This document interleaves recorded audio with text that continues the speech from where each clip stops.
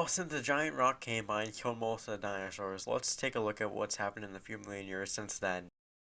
Guys, I thought we got rid of the dinosaurs, not remake them. Whatever, meet Gastornis, and if you're afraid of this thing, you really shouldn't as long as you stay your distance. We'll get to that in this video.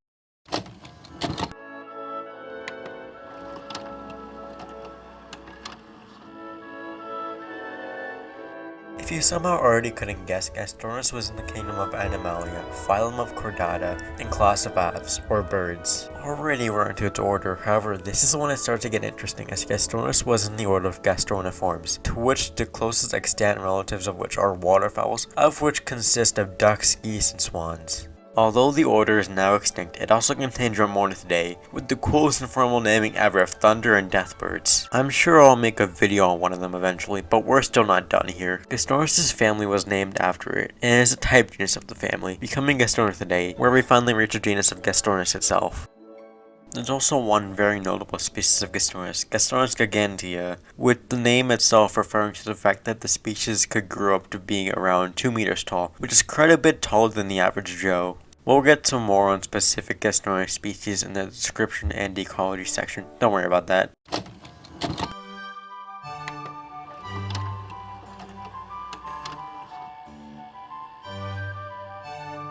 Before we begin this section, I'd like to apologize for my horrible French pronunciation.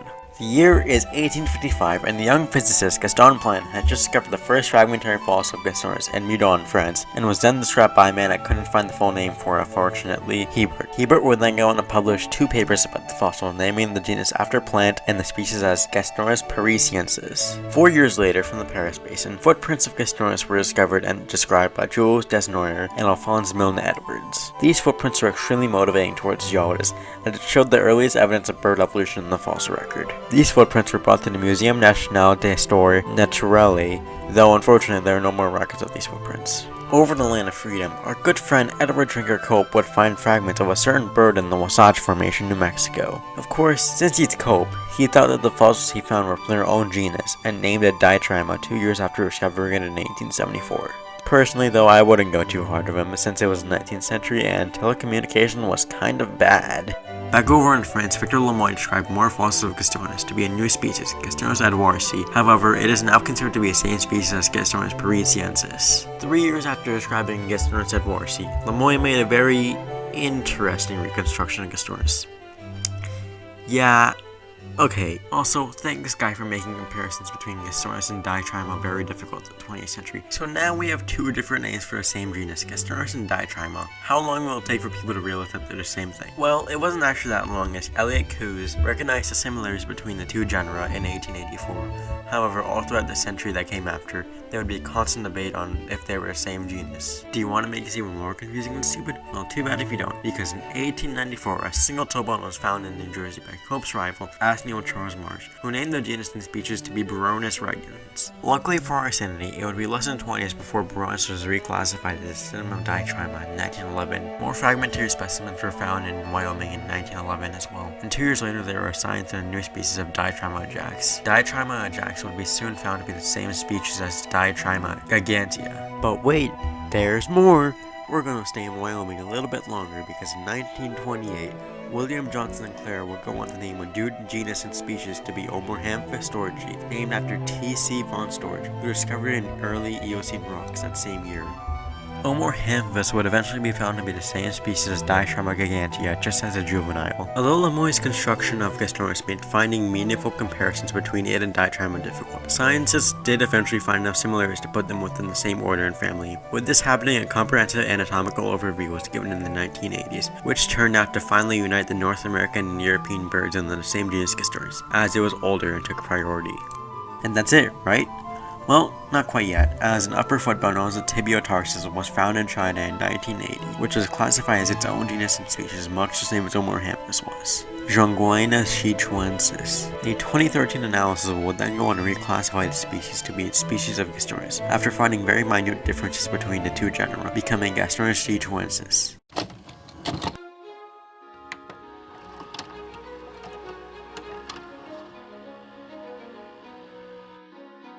Well, we're finally done with that, and that was certainly a lot to take in, I know, but there's still a bit more to do description-wise. Gastornis parisiensis is the type species for Gastornis, which is essentially what all other Gastornis species are identified by. It had 13 vertebrae in its neck, which was short but very large. Despite that, the neck of Gastornis was relatively small, especially when compared to its extant relatives. Its wings were probably vestigial, or a remnant of a previous form, given that they definitely couldn't lift up such a large bird, indicating that despite being birds, which are known to have hollow bones, the bones of Gastornis were probably more similar to that of ratites, which are thick and made of marrow. Like I said in the taxonomy section, Gastornis gigantea is probably the most interesting species of Gastornis, due to it being 2 meters tall, dwarfing the 1.75 meter Gastornis parisiensis. The cause for the size may be because the bird lived in North America, which had a wildly different climate and ecosystem to that of Europe and Asia. If you're wondering how Gastornis managed to get to North America from Eurasia, well, every now and then, sea level drops low enough for the Bering Strait between Siberia and Alaska to open up with land, allowing animals to exchange between the Americas and Afro-Eurasia. Gastornis would have had more than just a couple of occasions to cross the land bridge, given that the genus lived a little bit before 56.2 to about 45 million years ago, which lines up decently well because the Chinese species of Gastornis has been traced to have lived during the early Eocene epoch, which began about 56 million years ago. What's strange is that the earliest Gastornis fossils all hail from Europe, which suggests that the genus originated there before spreading. However, Europe during the epoch in which Gastornis evolved in, the Paleocene, was very isolated by means of being an island continent. If it wasn't obvious by now, I don't think Gastornis flew to Asia or North America. Anyway, in Europe, Gastornis was easily one of the largest land animals on the continent, which might make you think that it ate small animals, but you'd be mistaken, as unlike their terror relatives, Gastornis was herbivorous. This can be inferred due to the lower jaw being very deep, which would have allowed for a lengthened muscle within the jaw, overall creating a much more powerful bite force which it could have used to feast on plants and seeds. There is still some opposition to the notion that Gastornis was herbivorous due to it being seemingly overbuilt, and that the powerful beak it possessed could have been used to crack open bones for the bone marrow inside. This claim, however, has been disputed due to the fact that there is no evidence that suggests predatory behavior within Gastornis, and that the beak of Gastornis was not hooked like other predatory birds, nor does footprint evidence show talons on its feet. More recently, studies have shown that calcium isotopes found within the bird present a diet more aligned with herbivorous dinosaurs and mammals. Late Paleocene Spanish and early Eocene French deposits have shown the remnants of Gastornis eggshells, the most important of which being in the province of Provence. Great naming there, guys. These eggs are thought to have belonged to Ornitholithus, which could have been a synonym for Gastornis, given that the only other birds large enough to lay such eggs during Gastornis' time were present in only South America's terror birds. Speaking of terror birds, there seems to be very little to no connection between Gastorniforms and Phororhacids, despite both orders being giant flightless birds. A few Gastornis eggs have been reconstructed and appear to be about 24 by 10 centimeters with about 2.5 millimeters of thickness, which is about half the dimensions of modern-day ratite eggs.